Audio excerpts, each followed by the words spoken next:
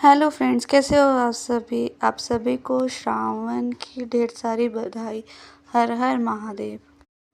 इस बार श्रावण बहुत स्पेशल है क्योंकि पहले ही सोमवार को हमें त्र्यंबकेश्वर ज्योतिर्लिंग में दर्शन मिले और बहुत ही अच्छे दर्शन मिले। देश भर में कुल 12 ज्योतिर्लिंग हैं। इनका हिंदू धर्म में बहुत ही खास महत्व भी है। ऐसा माना जाता है कि स्वयं भगवान शिव जहाँ जहाँ प्रकट हुए वहाँ शिवलिंगों को ज्योतिर्लिंग के रूप में पूजा की जाती है। 12 ज्योतिर्लिंगों में से त्र्यंबकेश्वर भी, जो महाराष्ट्र में स्थित है, उन्हें भी बहुत ज़्यादा ही माना जाता है। ये हमारा दूसरा साल था जब हम पंचवटी से लेके त्र्यंबकेश्वर तक पैदल चलकर भगवान शिव की आराधना करते हुए दर्शन करने के लिए आए थे। हम लोगों ने सबसे पहले पंचवटी में डुबकी लगाई, पंचवटी में जल भरा, कांवर की पूजा की। उसके बाद सभी एक दूसरे के साथ लाइन में से पैदल यात्रा करते हुए त्र्यंबकेश्वर की तरफ 10:30 बजे के करीब निकले, जिसमें हम लोग त्र्यंबकेश्वर शाम को 8 बजे पहुंचे थे।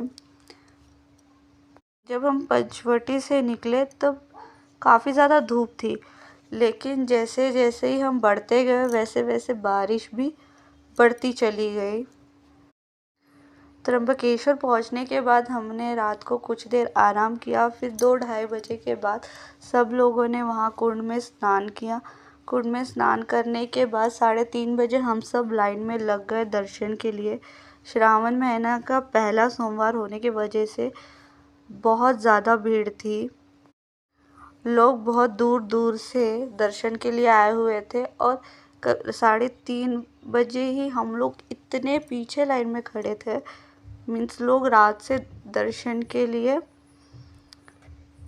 खड़े हो चुके थे।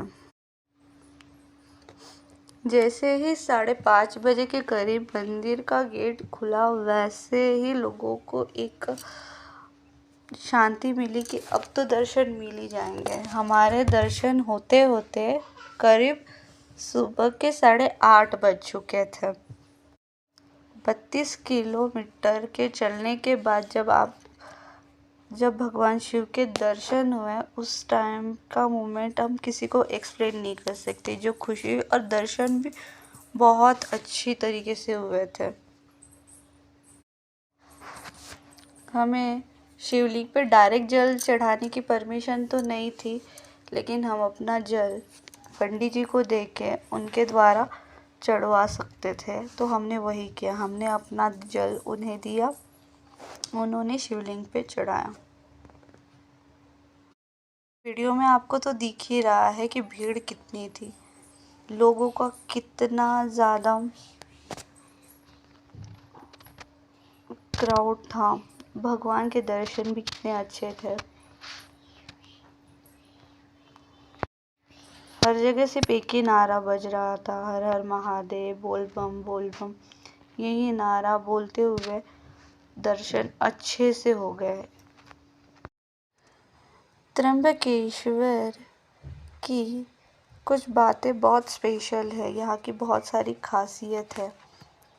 माना जाता है कि त्र्यंबक ऋषियों की भूमि है और गौतम ऋषि अपनी पत्नी अहिल्या के साथ यही रहते थे। जब इस जगह पर भयंकर सूखा पड़ा तो गौतम ऋषि ने बारिश के देवता से प्रार्थना की कि बारिश हो।